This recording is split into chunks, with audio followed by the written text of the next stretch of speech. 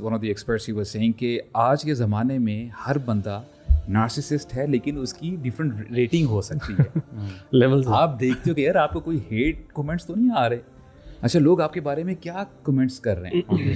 اور social media نے تو تباہی مچا دی ہے, حسد کا لیول اتنا پیک پہ پہنچ گیا. ایک آتھر ہے Robert green, he was saying very profound statement, کہتا ہے کہ envy is a nuclear bomb which is exploding on social media. یعنی یہ ایسی چیز ہے کہ اس نے خاص کر ینگسٹرس کو برو کمپٹیشن حسد میں بہت آگے لے کے چلے گئے ہیں. اور دس از پلانڈ بائی دا وے, اس کے الگوریدمس بنائے جا رہے ہیں.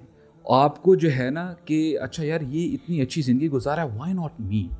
اور آپ نے جو بات کی تھی نا کہ بندہ ڈاؤٹ کرتا ہے کہ اس کو کیوں مل رہا ہے, مجھے کیوں نہیں مل رہا, میننگ کہ اللہ تعالیٰ نے شاید ہو سکتا ہے کہ لکھنے میں جو پری آرڈینمنٹس ہیں اس میں کچھ جو ہے معاذ اللہ خطا کر لی ہے, اور دل میں ایدر آف دا ٹو ایک ہی کیفیت ہوگی, یا تو بندہ حسد کرے گا یا بندہ شکر کرے گا. جب بندہ حسد کرتا ہے تو اس کے اندر شکر کا مادہ پیدا نہیں ہو سکتا. بندہ شکر کب کرتا ہے؟ الحمدللہ علی کل حال. اور یہی مومن کے ٹریٹس ہیں. جب کوئی خیر پہنچتی ہے الحمدللہ شکر کرتا ہے, اللہ تعالیٰ اس کو اجر دیتے ہیں.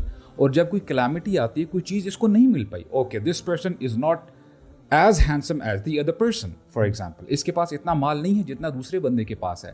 اگر یہ اس پہ صبر کرتا ہے, اللہ تعالیٰ نے جو ڈگری کی ہے, جو تقدیر لکھی ہے اس پہ راضی رہتا ہے, تو اللہ تعالیٰ اس پر بھی اس کو اجر دیتے ہیں. اور حاسد کنٹینٹ نہیں ہوتا. اور ہمارا دین ہمیں کیا سکھاتا ہے, اگر آپ اس کو سم اپ کر لیں, ہم جب نماز پڑھتے ہیں, یہ قرآن مجید جب ہم شروع کرتے ہیں پڑھنا, the first آیا is الحمدللہ رب العالمین. We are the people of شکر. ہم شکر کرتے ہیں کہ اے اللہ you have given me so much, I did not deserve it in first place. لیکن جو حاسد ہوتا ہے وہ یہ نہیں کرتا. اور اس کی سیویرٹی اگر آپ سم اپ کریں نا, فار ایگزامپل اگر کوئی بندہ کہے, اور اس نے ابھی ہماری بات سننا شروع کی ہے اور وہ صرف یہی اسٹیٹمنٹ کو لے کے جائے, رسول اللہ صلی اللہ علیہ وسلم ہی از رحمت للعالمین, وہ کہتے ہیں کہ حسد نیکیوں کو ایسے ڈسٹروائے کرتا ہے کہ جیسے آگ لکڑی کو کرتی ہے, کھا جاتی ہے. نیکی کرنا کوئی آسان بات ہے برو, it's not easy to pray 5 times a day. اپنی جو ہے پاکٹ سے پیسے نکالنا, چیریٹی کرنا, یہ بہت مشکل کام ہے. اتنا مشکل کرنے کے بعد بھی اگر حسد ہے اس بندے کے اندر تو وہ نیکیاں کھا جائے گا. And he is the bankrupt one on the day of judgement. یہ ایکسپیکٹ کر رہا ہوگا کہ اچھا میں نے بڑی نیکیاں کی تھی, میں نے ادھر مال لگایا, میں نے اتنی نمازیں پڑھی, اتنا قرآن پڑھا, یہ ایکسپیکٹ کرو کہ پہاڑوں جتنے جو ہیں میرے حسنات آئیں گے. اینڈ سبحان اللہ, اللہ تعالیٰ بچائے ایسے لوگوں کو, ہمیں بھی ان میں شامل نہ فرمائے. اگر یہ بندہ حسد کرتا تھا برو every thing will perish. So this means کہ ہر بندے کو تھوڑا سا جاگنا ہوگا, اور تھوڑا سا دیکھنا ہوگا کہ میں کن کن سچویشن سے اور تھاٹس سے گزرتا ہوں. بیکاز آلسو حاسد جو ہوتا ہے نا وہ ایک بڑی اسٹریسفل زندگی گزار رہا ہوتا ہے. ٹھیک ہے, یا تو ایک تو ہے نا کہ ایسی انسٹنس ہے کہ اس نے ایک بار حسد کیا کسی سے, لیکن اگر وہ چیز کنٹینیوس ہے تو آپ اپنی اس مشینری کو بہت اسٹریس کر ڈیٹریمنٹل ہے, اور it leads to anxiety and depression and all other diseases. حاسد جو ہے نا دوسروں کو نقصان پہنچانے سے پہلے سب سے زیادہ اپنے آپ کو نقصان پہنچا رہا ہوتا ہے, اور اپنی مینٹل سینٹی اس کی کمپرومائزڈ ہوتی ہے. اور دیکھیں نا سبحان اللہ, شیطان is not innovative at all. یاد رکھیں شیطان از ویری کنسسٹنٹ. شیطان کی جو چالیں 1000 سال پہلے تھی وہ چالیں آج بھی وہی ہیں. شیطان کو پتہ ہے, ایکسپیرینس بہت زیادہ ہے, انوویشن نہیں ہے.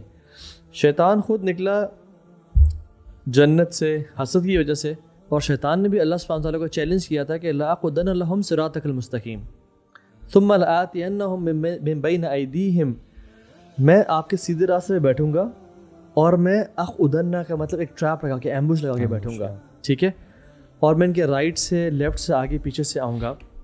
ولا تجد اکثرہم شاکرین, آپ اکثریت کو شکر والا نہیں پائیں گے. اب شکر جیسے آپ نے بات کی از ایگزیکٹلی اپوزٹ ٹو حسد. جو انسان حاسد ہوتا ہے وہ شاکر کبھی نہیں ہو سکتا. تو اس کی یعنی ہی نیور سیڈ کہ میں ان کو کافر کر دوں گا, یا میں ان کو تکبر والا کر دوں گا, میں شکر والا نہیں کروں گا. حالانکہ زیادہ چاہیے ہو تو لئن شکرتم لازیدنکم, بالکل تم شکر کرو تمہیں میں زیادہ دوں گا, لیکن حسد نہ کرو. انکریمنٹ کی ٹیکنیک جو ہے وہ شکر ہے, وہ شکر ہے برو. اٹس اے پروفاؤنڈ کانسیپٹ کہ ہم لوگ یہ دیکھیں کہ یہ جو حدیث ہے نا, ہم اس کو صرف اپنے لیتے ہیں کہ اکثر ذکر حازم اللذات, کثرت سے یاد کرو اس چیز کا جو ڈسٹرائے کر دیتی ہے پلیئرس کو. یہ انفیکٹ جو انسان جو حسد کی کیفیت میں مبتلا ہے وہ دوسروں بھی اپلائی کر سکتا ہے. یہ جو اس کے پاس سب کچھ ہے نا, یہ حازم لذات ہے, یہ سارا پلاسٹک ہے, یہ سب ختم ہو جائے گا. اصل سکسیزفل وہ انسان ہے those who have the real share in the hereafter. جیسے ہم دیکھتے ہیں اسلام کا اتنا کمال کا کانسیپٹ ہے, اسلام تو دوسروں کو ایلیویٹ کرنے کی بات کرتا ہے, کیونکہ اسلام کا کانسیپٹ یہ ہے کہ جتنا دوسرے خیر کا کام کریں گے, اگر آپ کی وجہ سے کر رہے ہیں آپ کو ریوارڈ مل رہا ہے. You prefer for your self کہ یار میرا جو اسٹوڈنٹ ہے یا میرا جاننے والا ہے جو میری وجہ سے دین پہ آیا ہے وہ مزید آگے بڑھ جائے, because the more he earns it's coming back to me at the end of the day. دوسرا یہ نا اسلام کا جو کانسیپٹ ہے نا, یہ کمیونٹی بلڈنگ اور امہ بلڈنگ کے لیے بڑا امپورٹنٹ ہے. بیکاز جب آپ دوسرے کے لیے چاہ رہے ہیں نا کہ دوسرا بھی خیر کا کام کرے, دوسرا بھی آگے بڑھے, تو ایز اے کمیونٹی آپ آگے بڑھتے ہیں. اور اس کا اپوزٹ بھی ٹرو ہے. آپ جب حسد کرتے ہیں, آپ دوسرے کے لیے کم چاہتے ہیں, تو انڈائریکٹلی آپ ایز اے کمیونٹی بھی ویک ہوتے ہیں. وہ حدیث بلکہ پڑھا تھا, اس میں کہہ رہے تھے کہ سوسائٹی کا پیس جو ہے نا, اس کو یہ جو حدیث نبی صلی اللہ علیہ وسلم کی جس میں انہوں نے کہا کہ do not hate one each other and do not envy one another, do not desert one another and do not cut off relationships. یہ 4 چیزیں گئی.